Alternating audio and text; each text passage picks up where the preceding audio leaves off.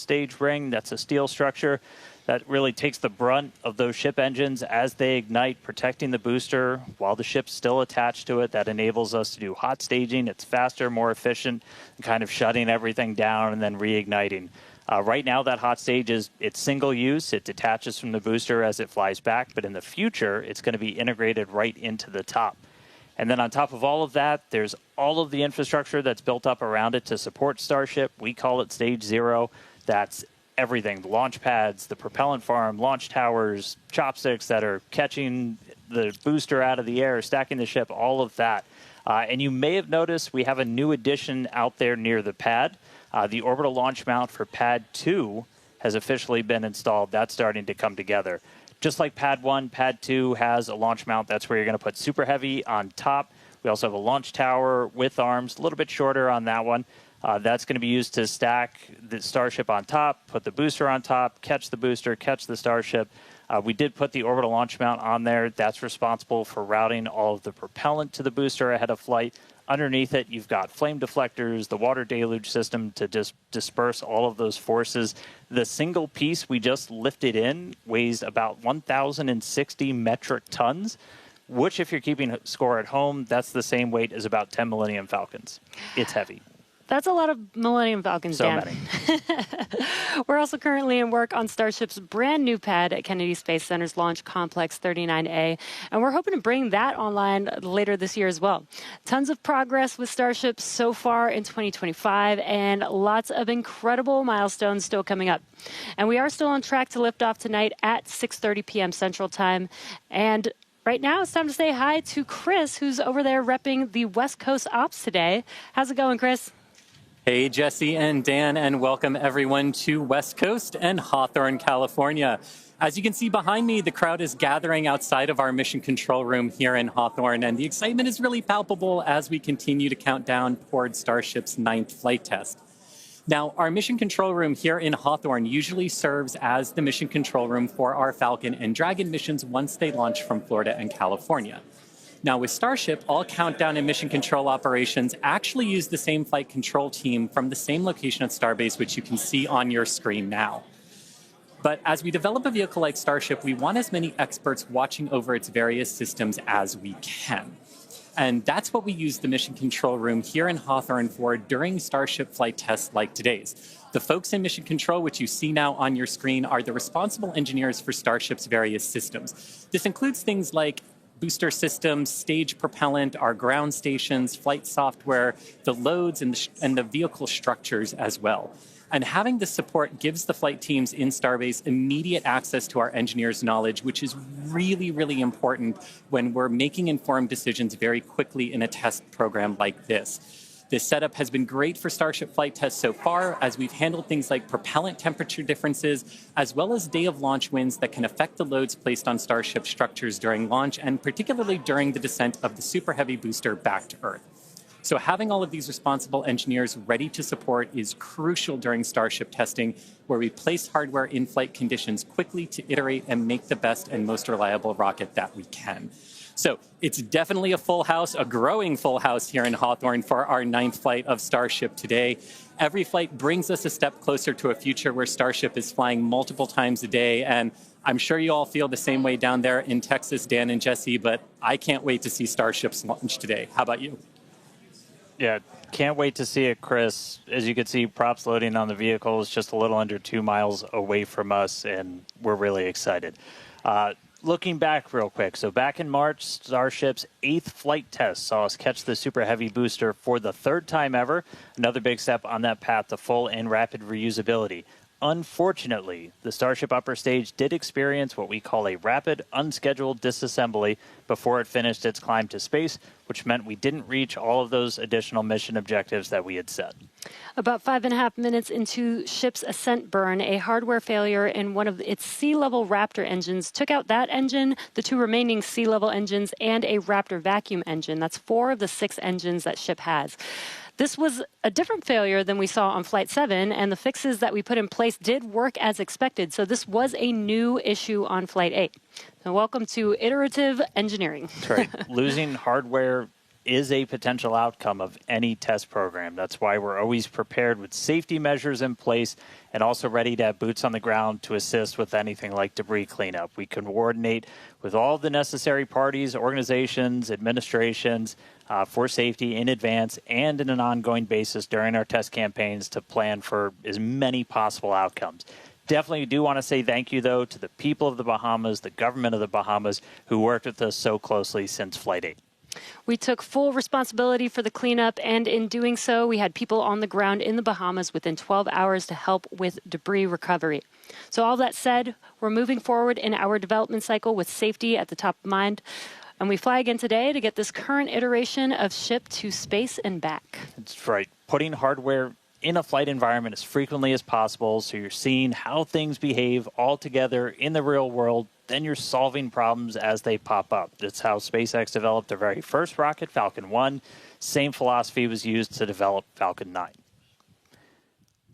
Today, we're looking to get our first re-entry with the latest iteration of Ship, while intentionally stressing the super heavy vehicle during its return to get data on its boundaries. And by stressing, we mean that we'll be pushing the flight envelope of super heavy as we fly at a higher angle of attack during descent towards the Gulf. Angle of attack in this case means that super heavy is pitched up to maximize drag and slow return.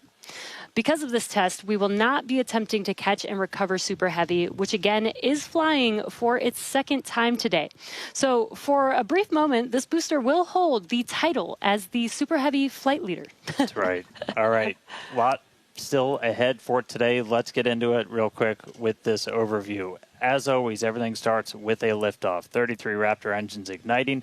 Super Heavy pushing itself and Starship into ascent over the Gulf. It's going to continue for about 2.5 minutes before we get to hot staging. Ship will ignite its engines. Booster will do its boost back burn and begin its flight experiments back for a hard splashdown in the Gulf of America. Meanwhile, Ship continues its burn into space. And Ship will remain suborbital. We will be deploying 8 Starlink simulator satellites and then head towards re-entry. We'll relight a Raptor engine as well as test experiments during re-entry, such as missing tiles, metallic tiles, loading the vehicle's flaps, and then Ship will attempt a flip maneuver, and if all goes planned, we'll conclude the test with a soft water splashdown in the Indian Ocean. So that's what we have on the menu for Flight 9 today. Whole lot. Flight 8's RUD taught us new lessons about Starship hardware, specifically the Raptor engines. And as we touched on earlier, the root cause was traced to a hardware failure in one of Starship's 3 center Raptor engines. Yeah, just since that flight, we've done more than 100 long-duration Raptor tests at our facility in McGregor. Huge shout-out to that team for really putting in the work to better understand what happened. As a result, the engines that are on Starship's upper stage on the pad right behind us have a few changes. One of the key ones we did was additional preload on some of the joints, essentially some additional torquing, a new nitrogen purge system for the engines themselves, and made some improvements to the propellant drain system. After our first ever Super Heavy refurb campaign, we static fired with all 33 Raptor engines. This was a chance to see all the hardware operating together, and for this flight, our teams had an opportunity to make adjustments or hardware replacements for this first ever reflight of the Super Heavy booster. And then it was Ship's turn. We took it through several static fires.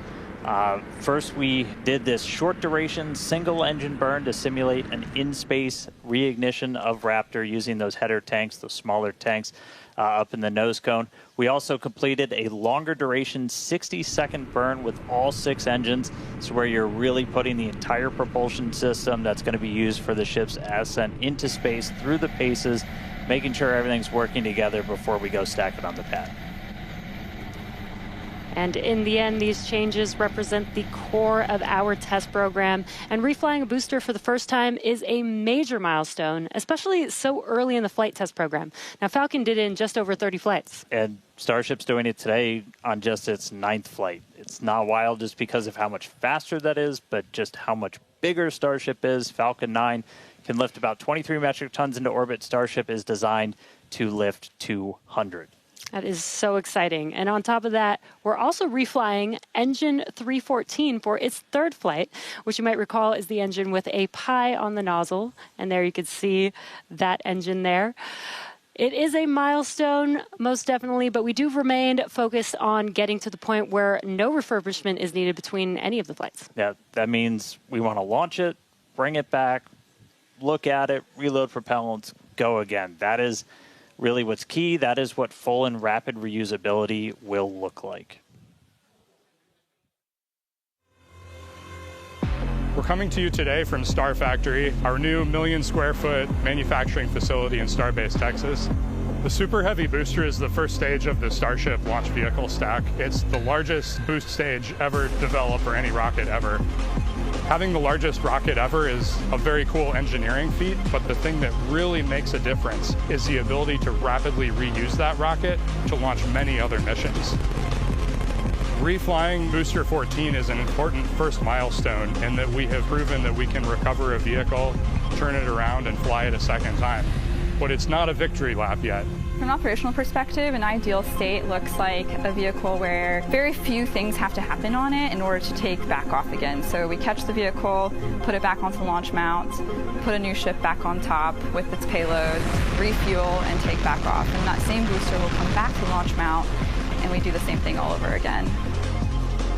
Falcon is, reusing at a pretty high rate, and we get to go look at them and say, what did you learn? What is good? What is bad? And as we continue to build the Starship process.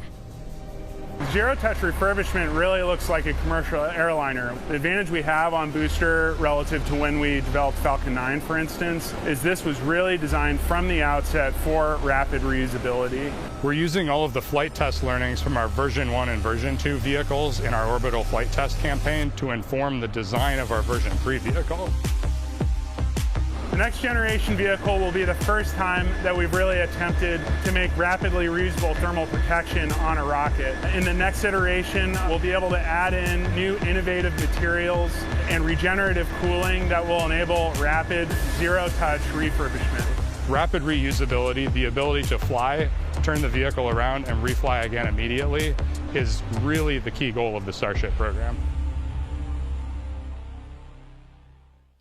It is so cool to see our teams working together as Starship is learning from Falcon with reusability, and now we're seeing Starship do the same thing today. So all eyes on the rocket on the pad, getting ready to launch in just about 17 minutes from now. That's right. Looking at our levels real quick, we're a little bit more than halfway full on fuel and LOX on the booster, over 80% full on the ship. Still have to fill those header tanks, but everything looking good. We're not tracking any issues on the range. As a reminder, we watch sea states, air, and land around the launch site here and also over in the Indian Ocean where we're going to be doing our reentry. Not tracking any blockers to launch at the moment. Weather is gorgeous, has not been a concern all day for launch. We've been moving through all of our pre-flight checkouts pretty smoothly so far this morning, getting the ship and the booster ready for prop load, making sure guidance, navigation, and control are aligned. Everything's ready to go. You can see with the frost coming off, we're getting pretty full. We started loading all of the propellants on board both ships about 45 minutes or so before launch. They kind of stagger where we start with ship and then move into booster. We're going to continue loading these propellants on board until just about 3 minutes before liftoff. We'll close out on the ship first and then on the booster. But bottom line, everything's looking great. Not tracking any vehicle issues, range issues, weather issues. We're looking really good right now for a launch at the top of our window right at 6:30 p.m. Central. Yeah, seeing the propellant loading is making this getting more and more exciting. Today is going to be a wild ride for Super Heavy. We're putting the booster through several tests to expand the envelope on its capabilities and get flight data to make its return and catch more reliable. Now, another unique change in today's flight will be the addition of the first ever directional flip of the booster. That's right. If you followed previous flights and you kind of wonder to yourself, why does the direction of the booster flip seem random? Surprise, it's because it was. We've got a couple of views from previous flights where you'll see the booster kind of go in different directions, and it was really small differences in the thrust of those ship engines. As they started up, they would nudge the booster in an initial direction, and so the booster would essentially sense that and then lean into it, and it'll react, the engines will gimbal, and then it'll continue the flip. That was the easiest option technically, but you do take some performance hits since you're essentially setting aside propellant to accommodate every single direction for a flip. Exactly. But if we know which direction we're flipping, then we know how much propellant we will need and can instead use more of the propellant to burn longer during ascent, adding more velocity to ship and increasing how much payload it can ultimately deliver to space. Yeah, so today I got my trusty Super Heavy here. We're going to intentionally try to flip straight up. So as you're separating from the ship, we want to get to here as you're doing that boost back burn. The fastest way is to just flip straight up and go into it. That's roughly what we did on Flight 5. It's the most direct way to get into that orientation for the boost back burn. What you don't want to do is when you flip all the way down like that, we did that on Flight 7, it takes you in a big loop, uses the most amount of prop, not efficient. We're at the point where we want to start kind of tuning it in and getting some extra performance out of the booster. Yeah, exactly. That's called optimization. That's right. To accomplish this, we made some changes to the hot stage adapter, welding reinforced panels over the vents in the direction that we want the booster to go. So when the ship engines ignite, the thrust will push against the blocked vents, which means that the nudge will be in the direction that we planned for. And then when we go to the next generation of ship and booster, we plan to control the flip direction by fine-tuning the engine startup sequence on the ship. Yeah, that's not the only flight experiment that we have planned for the booster today. We're not attempting a catch, so we're going to try and gather additional data that's going to improve performance on future boosters. We're also going to try and see how resilient we are to things like losing an engine during the landing burn. By sending the booster out to sea, we're able to do these higher risk tests without risking the launch pad. As you might have heard earlier, we're going to be doing what's called a higher angle of attack. Basically, instead of coming straight down, we're going to tilt up a little bit. That gets you more drag on the booster. You're able to use just aerodynamic forces to slow you down. The slower you're going at the start of that landing burn, the less propellant you need, because really you're just focused on slowing down as much as humanly possible when you fire that up. So by already going a little bit slower, we'll get some benefits to our performance and our reliability on those burns. Yeah, exactly. And there's definite uncertainty in how well the booster's grid fins and structure will be able to control its flight when we get into higher angles. So don't be surprised if it isn't a smooth descent for the booster down to its splashdown point today. The most important objective of this portion of the test will be getting actual flight data to help anchor our models. Now, we're hoping to fly the next generation of super heavy boosters at even higher angles of attack. So this test today will give us a better idea of what is feasible. Now, on top of all of this, we're going to see how resilient Super Heavy is to engine failures at the most critical times. Yeah, we're going to intentionally disable one of those 3 center engines and instead use an engine from the middle ring that's kind of right behind it. Those center engines are what we nominally use at the very last part of a landing burn as you're just kind of fine-tuning the booster's path into those waiting chopstick arms.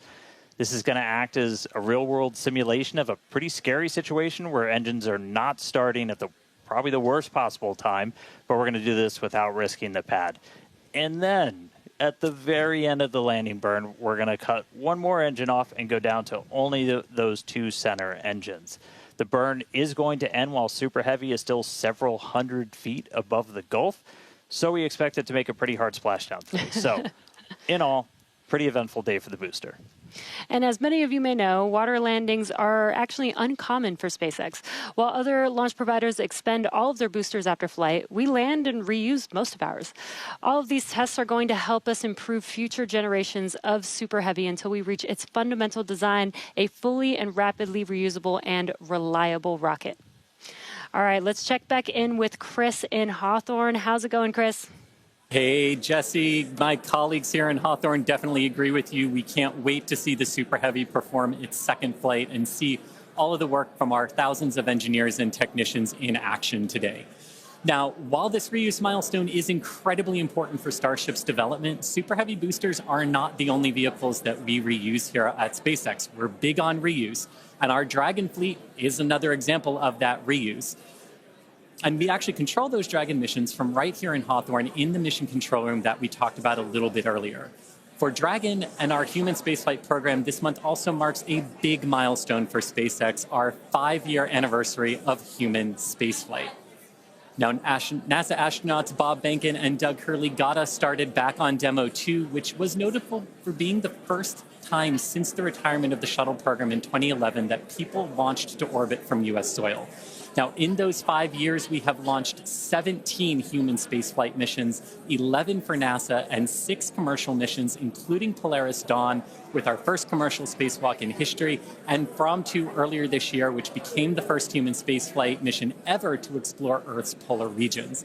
We've flown a total of 66 crew in those 5 years, and we are expecting that number to grow significantly in the coming years.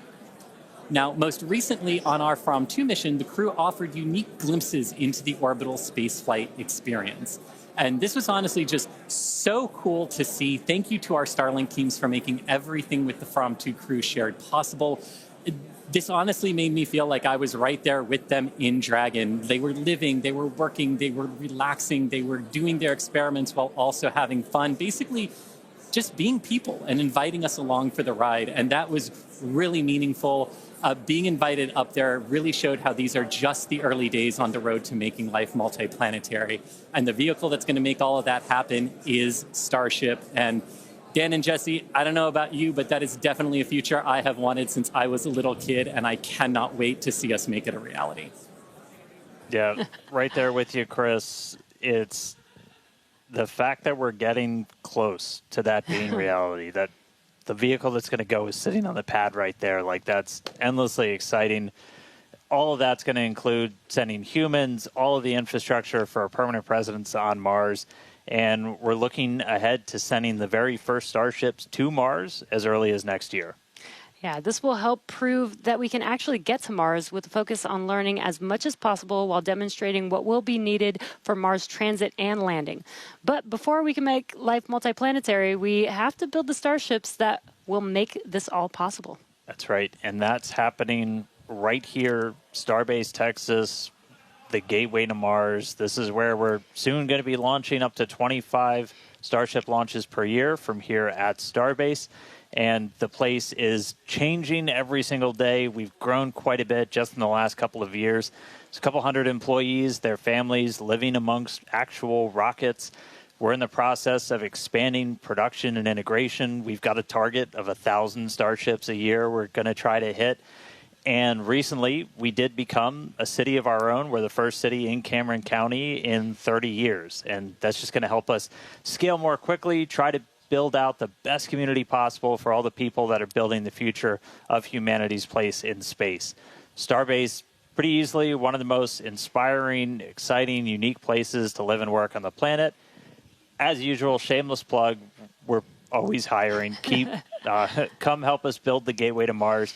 Visit SpaceX.com/careers. You can see all of our openings.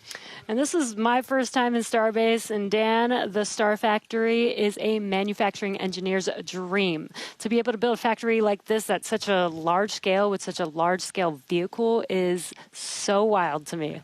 And though I'm just visiting, Chris is hanging out right where I call home base. So let's check back in with Chris in Hawthorne.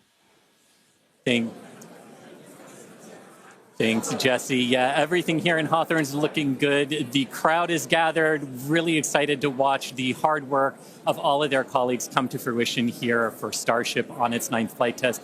Not tracking any issues. We are excited to watch Starship do its thing today, make it halfway around the world, and test a lot of those critical in-space maneuvers and operations that will be vital for the program's continued operation. So, Dan and Jesse, we can't wait for liftoff. Let's have a good flight today. Thanks, Chris. Now, if you're just now joining us, where have you been? But we're glad that you're joining us now. We are at T-minus just under 6 minutes until liftoff of the 9th Starship test flight. So far, the range is looking good. All the airspace and trajectory area that we are going to be launching through is looking good for our test flight today. Weather has been great. It was a little rainy and windy this morning, but it cleared up. It looks beautiful here in Starbase, and propellant loading continues on both stages. All right, yeah, it is continuing. We're a little over 90% full on our booster. We are pretty much full in the main tanks on ship, filling up those header tanks. We're going to continue loading prop for about 2 more minutes. Once we're done with that, you've got just under 11 million pounds of liquid propellant spread across those 2 stages. After we get through all of that prop load, our stage 0 will get ready. The ground systems will go through pushbacks, clearing all of those fluid feed lines back to the propellant farm, getting ready for launch. We did just see they did a flap wiggle check, so the final flap check on the ship. We're doing final alignments of the guidance, navigation, and control system, our thrust vector control, essentially our steering, checkouts of the flight safety system. So everything progressing right now. If we do need to hold, that can come at T-minus 40 seconds. That's a point built into the countdown where we can pause to wait for any final checkouts, pressurizations, anything that we need to complete. We can hold there. We will only hold there if we're tracking an issue. We're not currently tracking anything that will hold us at T-minus 40 seconds. But if you've seen a Starship launch before, they can happen. We can push through them and then launch that day still.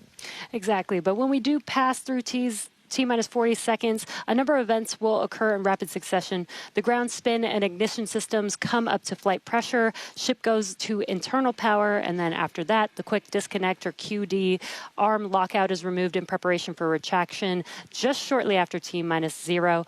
And once we pass T-minus 40 seconds, we do still have the ability to recycle the count under certain conditions back to T-minus 40 seconds, and then hold there to assess what happened and see if we can proceed again back down to T0. Yeah. There are a couple of things, kind of gates in that timeline that if we pass through that and we hit a hold, we'd have to scrub for the day. One pretty visual one will be if the water starts flowing for that deflector system that's underneath the launch mount. That happens right at around T-minus 10 seconds. For flowing water, we can't turn it off after it starts, and if we hit a hold, we're scrubbed for the day. We would need to refill those water tanks. We would also, at that point, need to refill all of the propellant tanks, as 11 million pounds of propellant is a whole lot. We can typically do that in about 24 hours, so we can always turn around to try again tomorrow. But we are coming up on 3 minutes away from liftoff. We should be hearing that we're closed out of prop load on the ship at this point. Booster coming up shortly. Wow, the weather just looks amazing there with Starship on the launch pad. Just about 2 minutes and 45 seconds from T0 with a lot of objectives for today. The booster, the Super Heavy booster flying today, will be flying for its second time. Last flight was on Flight 7 and just turned around in 2 flights, which is pretty incredible. I'm super excited to see that booster fly again. All right, we did just hear we are going to hold at T-minus 40 seconds. So we'll pass along some more information once we hear that reason. But again, that's not the end of the day. We can hold at T-minus 40 seconds for quite a few minutes. We eventually have to start looking at our temperature of all of our propellant on board. That's usually what drives us to, if we've held too long, we have to stand down for the day. So we are expecting a hold at T-minus 40 seconds. Sounds like we're going to be doing some additional checkouts on the booster Raptor while we're at that T-minus 40 second mark. So we will expect to see the clock pause at T-minus 40. And then again, we've got a couple of minutes. They can work through the issues. If we're able to clear them, we can still launch today. If it's something that we can't, we can always stand down, turn around, recycle, fly again tomorrow. Again, that's really important. This is what terminal count is exactly for, is to be checking the vehicle, monitoring the vehicle systems as it makes its way down to T0. And again, this gives us the ability to catch anything and be able to hold, as Dan has been saying, and recycle if we need to, or pause so that we can work through those issues and see if it's something that we need to stand down for. And as Dan mentioned, we will be holding at T-minus 40 seconds, so in about 20 seconds from now. Yeah, so we'll hold there, and they'll work through these final checkouts on, sounds like just one of those Raptors on the first stage on Super Heavy, which, as you said, we're reflying it for the first time. 29 of those 33 engines have already been used in a launch, one of which has already launched twice, and will go for and its is getting ready for its third time. Right. And you just heard our flight director for the day, Joe Sliker. He just shared that we are going to hold at this T-minus 40 second mark. Keep an eye on one of those Raptor engines on booster.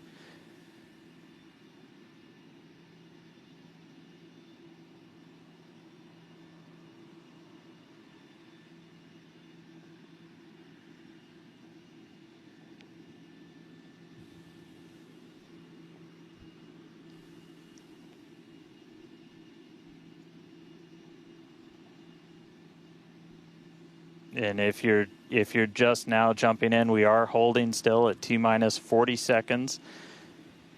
Watching one engine, waiting for temperatures to kind of get to a zone that we want them to on one of the engines on the booster, on the Super Heavy booster, getting ready for its second ever flight.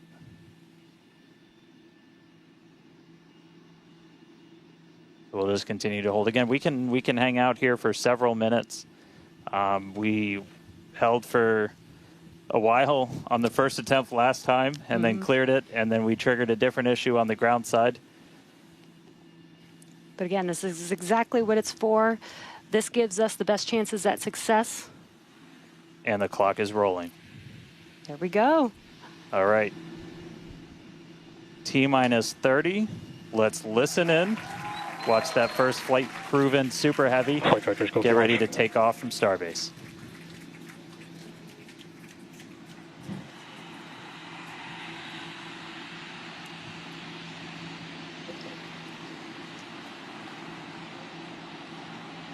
T-minus. Delta 1. Hit hold.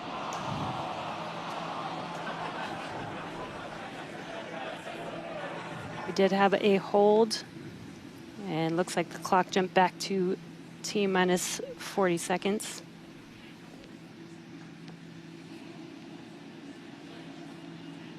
All right, so we jumped out.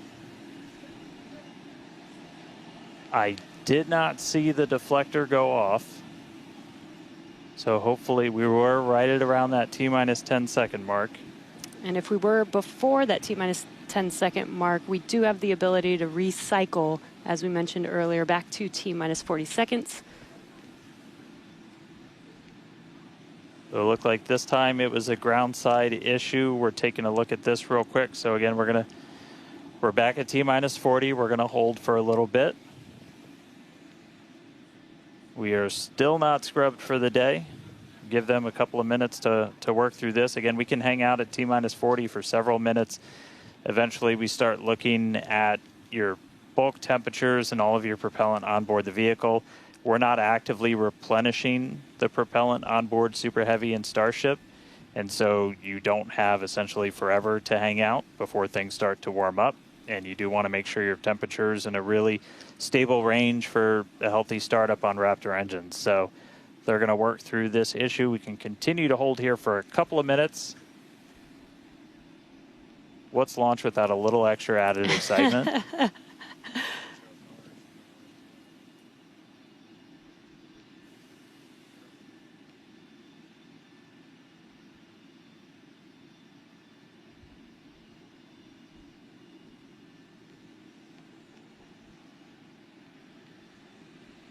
All right, so cumulatively, we've held for a little over 3 minutes between the two holds.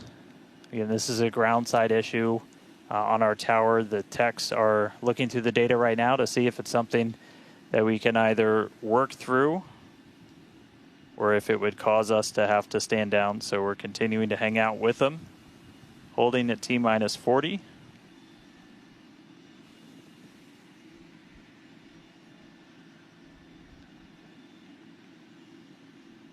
And if you're just joining us, we did initially hold at T-minus 40 seconds. We continued the count, but recycled before we got to T-minus 10 seconds. And so we're back at a hold at T-minus 40 seconds, waiting for more information. The team is checking out to see if we can continue today.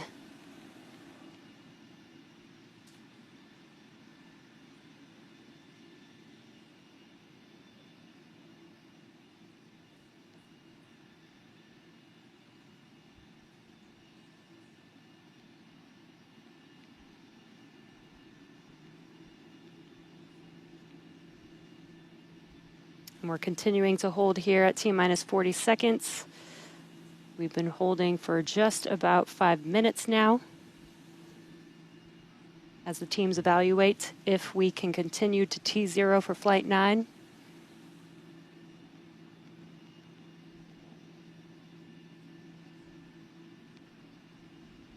All right, so it sounds like we're coming to a resolution.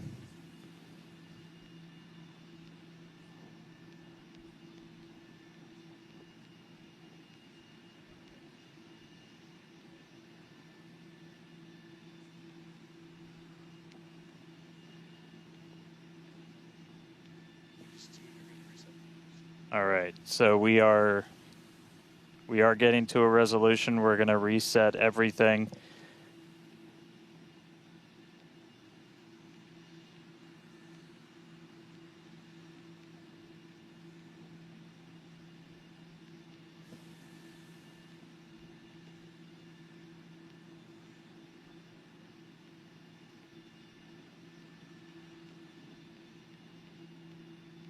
All right, so we're going to see the clock. It is now rolling.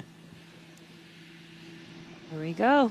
We saw an issue with that quick disconnect to the ship. There is a chance that automation will kick us out again if we encounter the same issue. But for now, the clock is rolling. We'll see if we pass around that T-minus 10-second mark.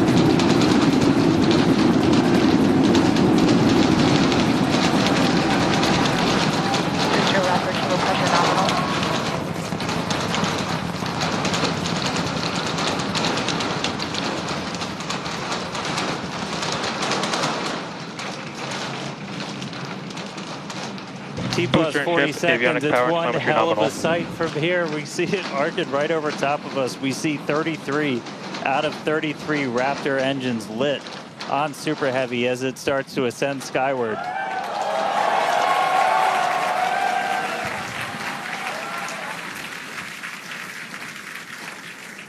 Coming up on maximum aerodynamic pressure, then only about a minute and a half until we get into hot staging.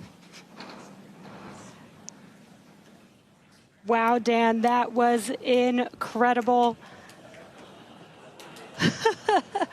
We could feel the building shaking here, feel the vehicle's power. And we're just about a minute away from shutting down those engines on the booster. Again, this booster is flying for its second time today. All right, so hot staging coming up a little under a minute. We're going to see all but the 3 center engines turn off on the booster. So our version of MECO, most engines cut off.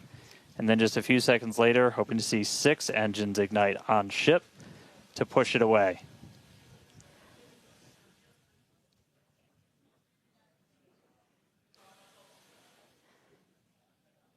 All right, hot staging, about 30 seconds.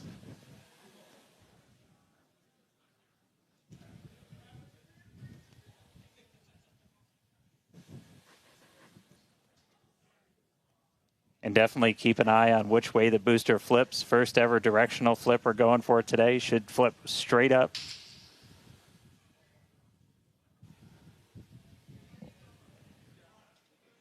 See those engines powering down?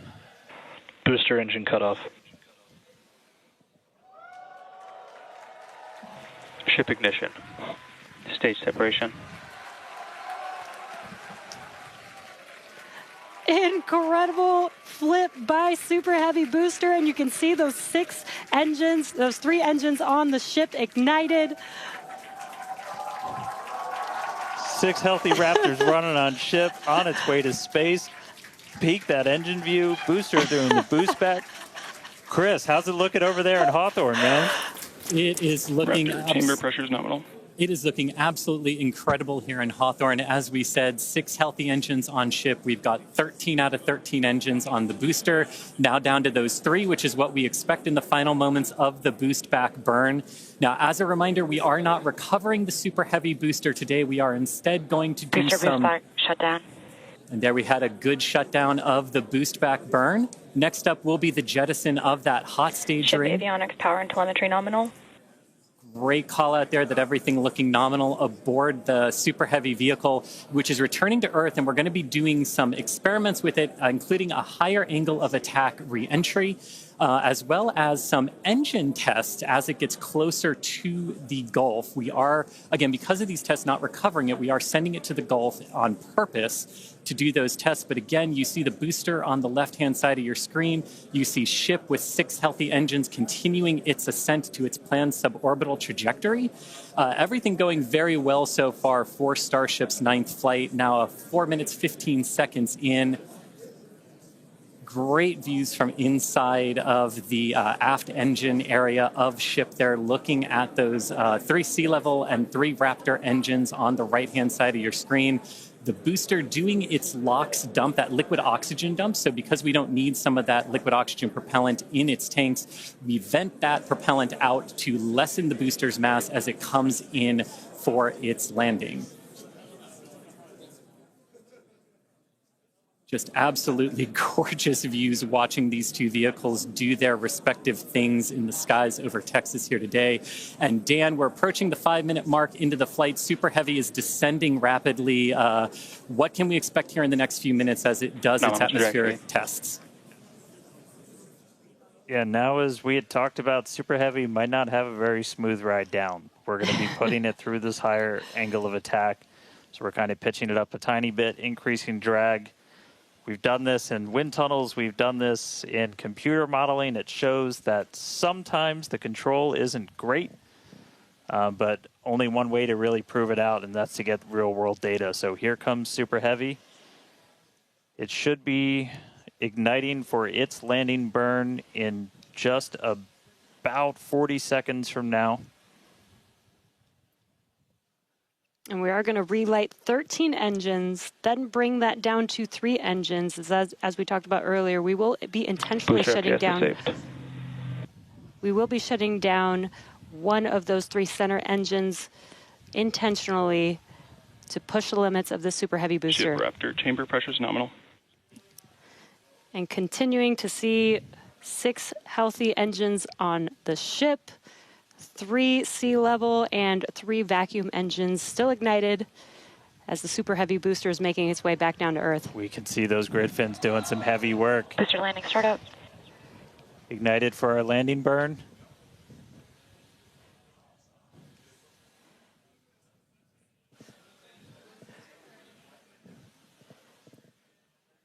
It may have ended with that landing burn.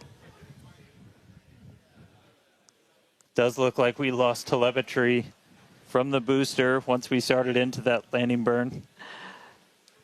Did you hear confirmation that the booster did demise?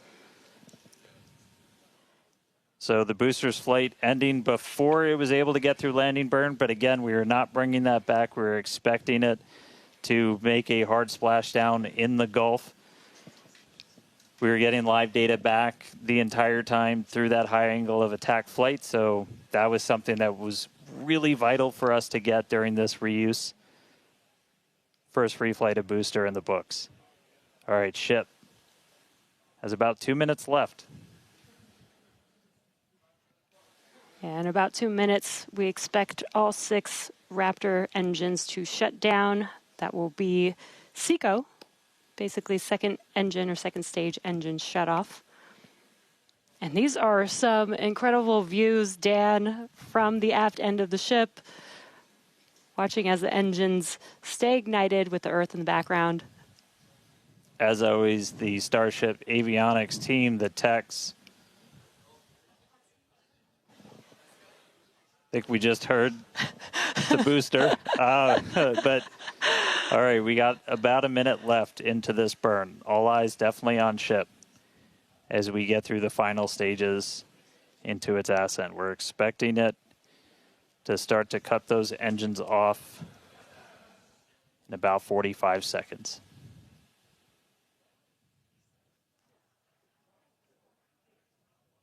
Terminal guidance.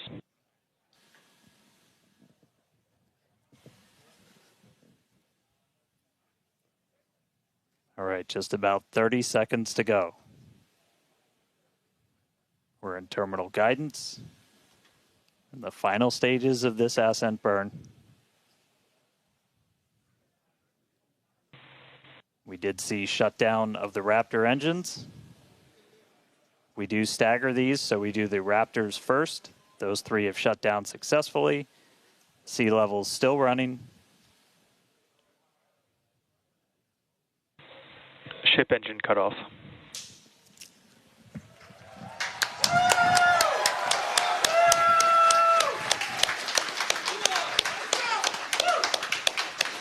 Ship engine cut off, the 3 most beautiful words in the English language. And great call out that we had nominal insertion.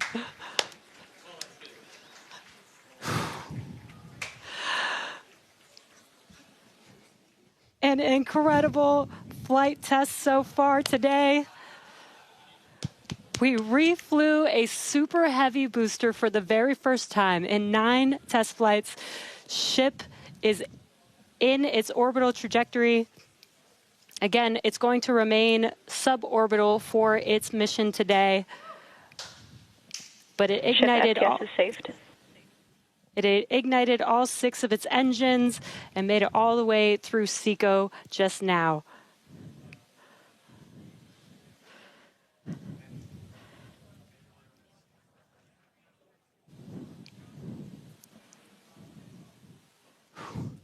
What a moment. Incredible. All right, but I mean, that's still lots to come for the rest of this flight. Per usual, I need to collect myself. Hey, Chris, how's it going over there in Hawthorne, man? How's everybody doing? I think the elation and the excitement and the happiness at what we just saw achieved carried through across all of our sites. What an incredible view to see Starship back orbiting the Earth just under 11 minutes into our mission. Absolutely exciting to see all of this, and super pumped especially to see all of the team's hard work in action here today. As guaranteed, it has been an exciting evening so far for Starship's 9th test flight. We lifted off a little bit after 6:30 p.m. after a couple of holds that were triggered at the T-minus 40-second mark, but we were able to clear those, 1 on the Raptor, 1 on the tower, and we were able to lift off successfully from Starbase. 33 out of 33 Raptor engines lit on the Super Heavy, all 6 engines lit on Ship, bringing it to its planned suborbital trajectory around Earth. But as Dan said, we've got a lot still coming up in our flight sequence. So coming up at about T plus 18 minutes, 26 seconds, we'll have the first deployment of simulated Starlink satellites planned from Starship. That will be followed at about T plus 37 minutes and 49 seconds by the relight of a single Raptor sea level engine in space. This is going to help us gather data on our ability to do a deorbit burn for future Starship missions that will go orbital. And then, of course, one of the biggest tests yet to come is the new heat shield modifications to Starship. And that'll start with re-entry into Earth's atmosphere at about the T plus 45 minute mark, which should take about 16, 18 minutes to complete. And now today's reentry is going to test that heat shield like we said, specifically how Starship will hold up to 100 missing heat shield tiles on its thermal protection system. Now, we purposely took those 100 tiles off over very critical areas of the vehicle to be able to safely test on a flight like this suborbital trajectory into the Indian Ocean what might happen on an operational flight in those areas if we were to lose the primary heat shield tile over Starship. So very critical test coming up. And then after that, we'll have the final descent where we will again be pushing Starship to its limits. We definitely pushed the booster to its limits today to gather data, and we're going to be doing the exact same thing on that ship, seeing how the ship handles various flight conditions that we will need it to fly in as we look to one day soon bring ships back to Starbase for catch and reuse. Now, while there are payload simulators on Starship for deployment today, as we will see in a few minutes, the primary data and the primary payload for today is the data. And today, just like with Starship's previous test flights, that data is coming to us courtesy of our Starlink network. In fact, it is from Starlink that you are seeing these wonderful views of Ship in space right now. So, and I can't wait to see Starlink really provide those epic views and that data transmission during reentry, which is very, very critical to getting that data during reentry. So, Dan and Jesse, it's been an exciting day so far. There's more to come. As we get ready for Starship's first ever payload deploy, what can we expect next here in the next few minutes? Thanks, Chris. Just going to reiterate, thank you to the Starlink team for these incredible views today. In a few minutes, Starship will deploy 8 Starlink simulators, similar in size to our next-generation Starlink satellites. The Starlink simulators will be on the same suborbital trajectory as Starship, meaning they will passively re-enter the atmosphere, just like Starship. With tests like these, we can see how Starship's payload deploy systems work in flight while ensuring that the simulator satellites pose no safety risk to people on Earth or for other satellites in orbit. Now, this also ensures that any parts of these simulator Starlink satellites that do survive reentry splash down harmlessly in the middle of the Indian Ocean. And then before we get there, though, we're going to have to open up that payload deploy door. So we've only ever done that one time before. Pretty sure it was Flight 3. Someone on the internet, please check me. But that was the only time we ever opened it. And we've had Starlink simulators on the last 2 flights, but we haven't gotten to this moment yet where we're able to open up the payload door and start deploying these. It's going to be pretty cool. We've got them stacked inside of the Starship payload bay, and we'll have potentially a couple of views. You saw one camera pop up. Oh, there we go. Look inside of the payload bay of Starship. You can see them stacked down in the middle of your view. There's kind of 4 on either side, so they're sandwiched on top of each other, a stack of 4 right behind each other.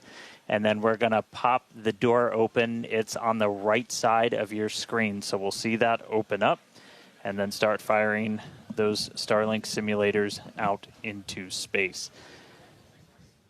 We are expecting the payload door to open in a little over a minute from now.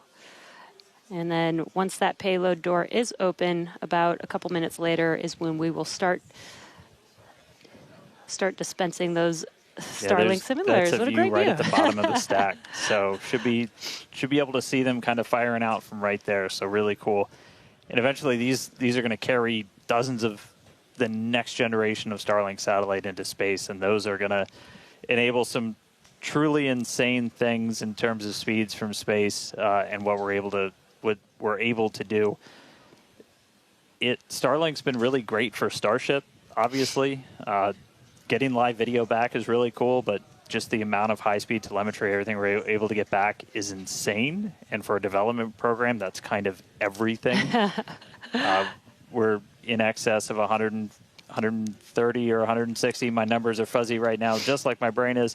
But well in excess of 100 megabits per second of downlink. And a lot of that gets eaten up by video. We've got dozens of cameras across Starship. We added several more. For this flight, you saw a couple of those as we have essentially 360 degrees. Oh. Open the pod bay door, Hal.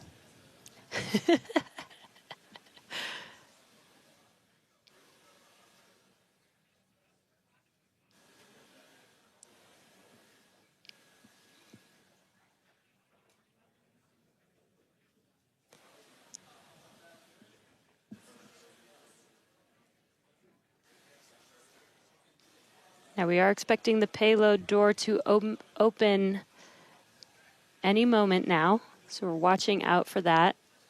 Again, you're looking at the inside of Starship as it's suborbital.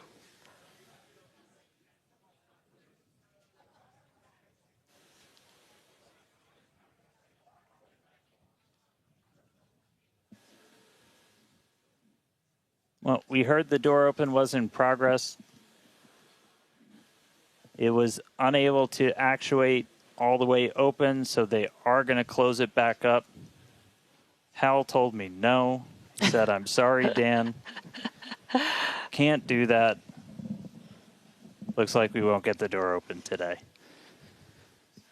But that's okay.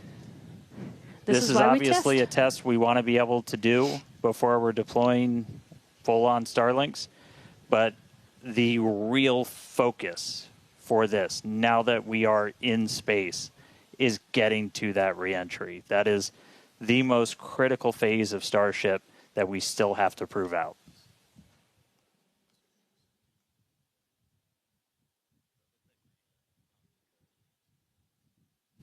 All right. Well, so it does look like we're not going to be able to deploy Starlinks today, but we should have pretty frequent views from Starship. They might cut in and out every once in a while, but should be pretty regular. We are in darkness right now, so might be a lot of black, but the cool part is when we get to reentry, it's going to be daytime. Yes, and we did that on purpose so that we can get some live daytime views as ship is returning back to Earth. All right, so we are going to take a break. Enjoy these views as we get them. Enjoy the tunes. We'll be back in a couple of minutes when we get ready to relight one of those Raptor engines on orbit. See you soon.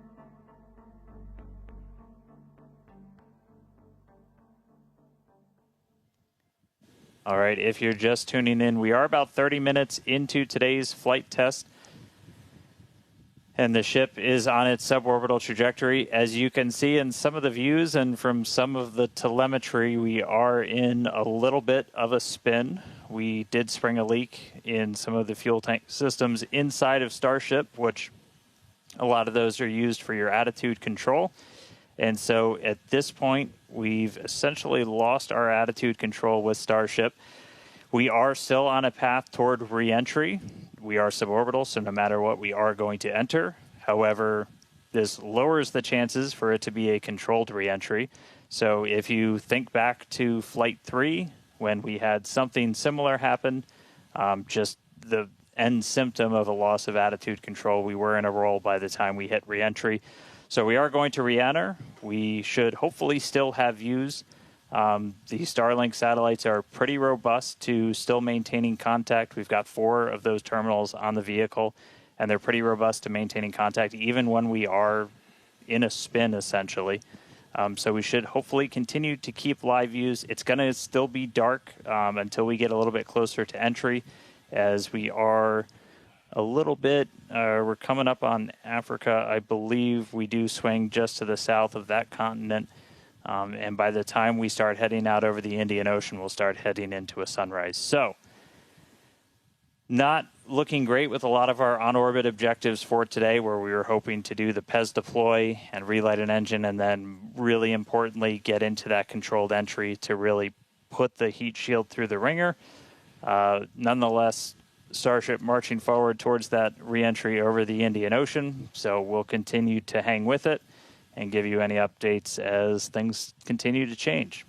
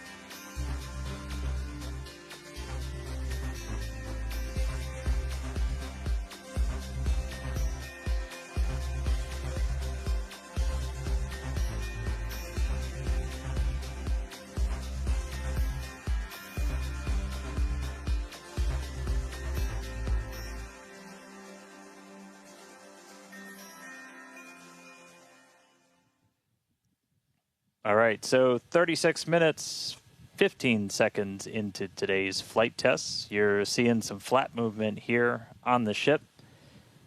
If you've been following along, we have essentially lost attitude control on the ship at this point.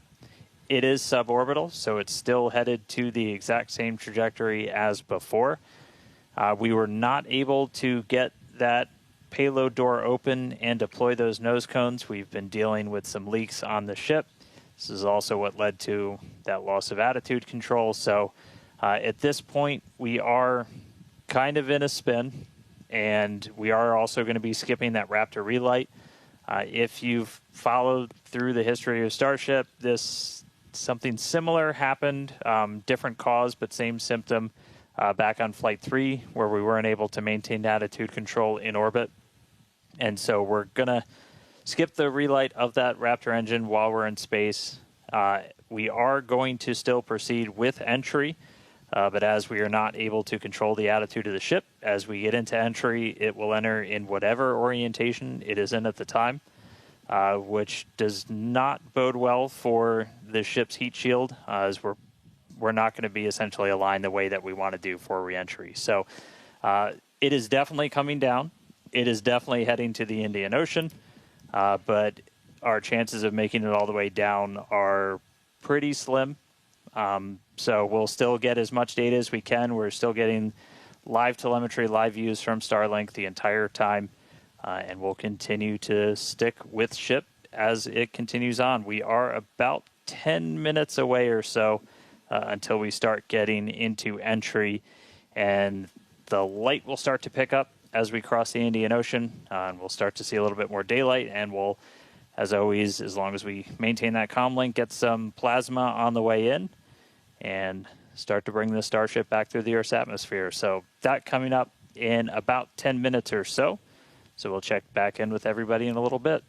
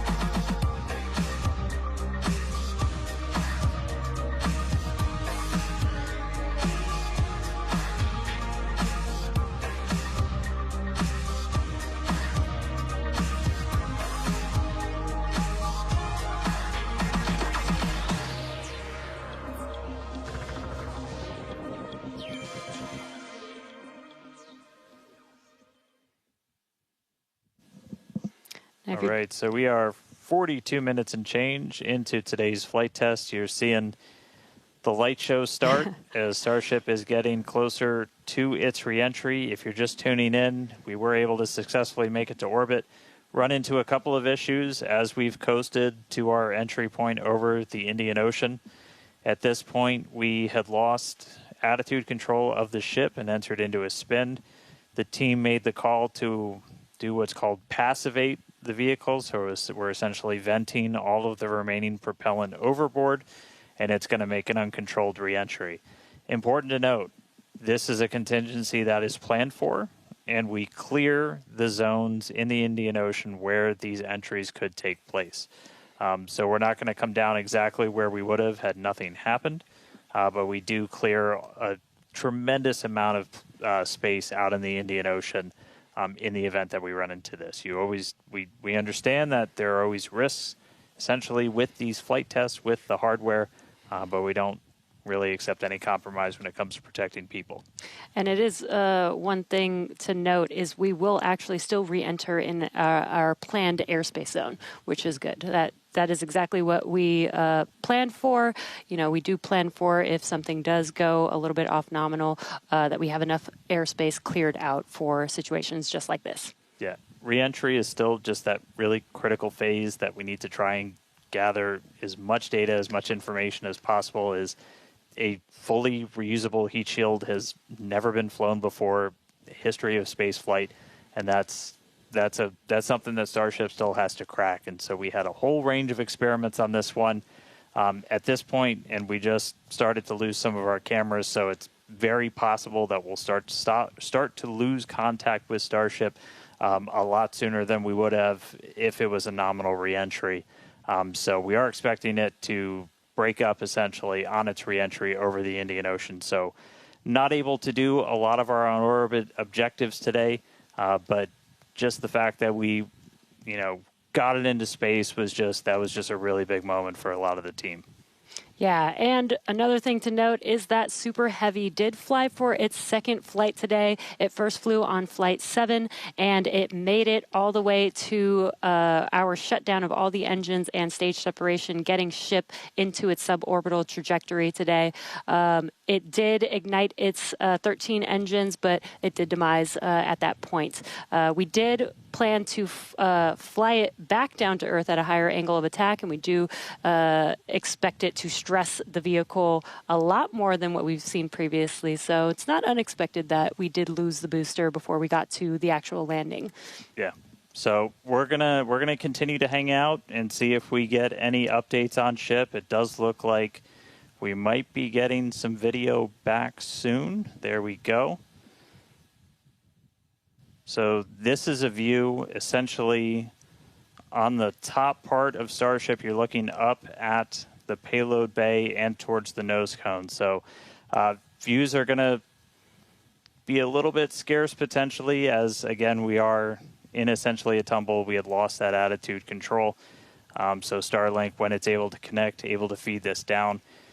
We are at the phase where we would expect entry to start within the next minute or so. So we are entering uncontrolled, but again, we're entering into an airspace and a sea space that is cleared and monitored in advance of launch and before we get to this phase.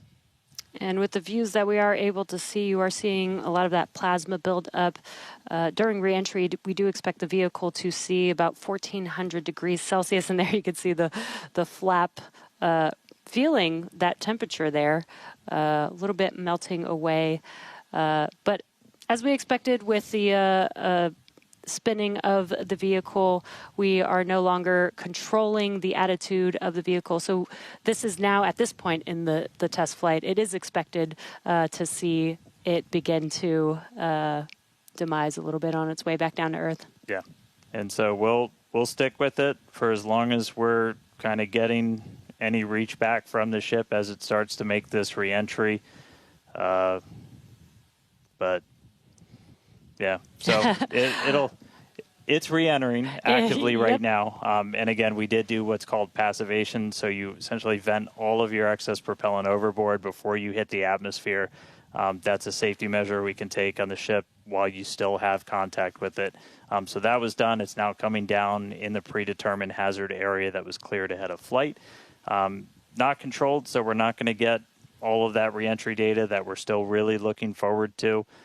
This is kind of a new generation of ship. It has different flaps, improved heat shield, a whole lot of things that we're really trying to really put through the ringer, as there's a whole lot we still need to learn before we get to kind of the next step that we're hoping for, which is going to be that ship going orbital and eventually coming back here for a catch. So getting through one of these fully is going to be really important. It's not going to be today, but we are just going to stick with the ship, see what else we can learn as it makes its way through the atmosphere and brings an end to the 9th flight test. So we'll stick with it.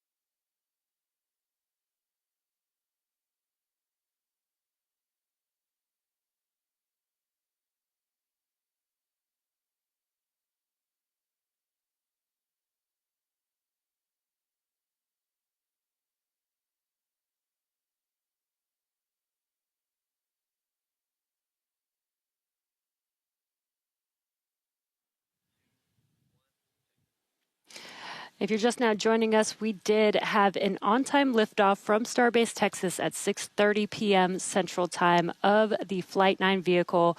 We did have some incredibly stressing objectives today. The Super Heavy booster flew for its second flight. It first flew on Flight 9 and made its way to take ship all the way up to stage separation, doing its second flight ever, which is pretty incredible. We did lose the booster on the way back down, as we did fly it back down at a higher angle of attack. So as expected, we did have it demise on the way back down. Yeah, we were able to get all the way to that landing burn, though. So we made it through that higher angle of attack. So a lot of great data that's going to help us improve those future booster flights. Yeah, we did do the directional flip, and it worked. Yep. It was actually Flipped a great right view direction that we saw. And then ship continued, 6 healthy Raptor engines in the beginning of its flight, making it all the way to SECO and coasting for quite a while. We made it to the expected time that we would open up the payload door. Unfortunately, the door did not open as we expected it to, so we did not deploy the 8 Starlink satellites. Yeah, we ran into a couple of issues once ship got there, but I can tell you it was a pretty crazy moment for a lot of the people that were standing here for ship to make it there. It's been a couple of flights, but it was really exciting to see. Ran into some issues on orbit. We weren't able to deploy the Starlinks. We eventually lost attitude control, dealing with some propellant links inside of the ship. And we did lose attitude control. And just to confirm, we did lose contact with the ship officially a couple of minutes ago. So that brings an end to the 9th flight test. So still a lot of work to do, but really big moment. Chris, how's everybody doing over there in Hawthorne? What's the vibes, man? Yeah, you know, I mean, it's a test program, and that's what we're here to do. We're here to learn, and that was definitely the vibe and the atmosphere here at Hawthorne. Would have been great to see ship get all the way through its objectives today, but with all of that data that came down through the Starlink system, we're definitely going to learn it, and we're definitely going to fix that and push forward. Also, great to see the responsible engineers here in Mission Control talking with the flight control teams in Starbase. We talked about how it's great having that expert knowledge on console to be able to go to at a moment's notice, and that really helped us make the right decisions in orbit today when we decided to passivate the vehicle. So we will be here looking forward to Flight 10 and some success on future flights. All right, well, obviously congratulations to everybody that poured so much time, effort into getting this rocket off the pad. The last 2 months have been an absolute gauntlet for a lot of people, and we're continuing to learn more about this ship, about this rocket. We are trying to do something that is impossibly hard, and it's not always going to, you're not going to reach it in a straight line. We said there's going to be bumps, there's going to be turns, but seeing that ship in space today was a hell of a moment for us. So congratulations to every single person who put time, effort, sweat, anything into that rocket. Yeah, this is exactly the SpaceX way. We're going to learn, iterate, and iterate over and over again until we figure it out. So thank you to everybody for tuning in. Thank you for the fine people of Cameron County, including the residents of the newest city of Starbase, as well as the Coast Guard, Federal Aviation Administration, Government of Mexico, as well as the Australian Space Agency. All right, now, this is not the end. We're going to have a whole bunch of cool liftoff stuff, so be sure to follow us on X at SpaceX for more, and we will see you back here for Flight 10. Thanks for tuning in.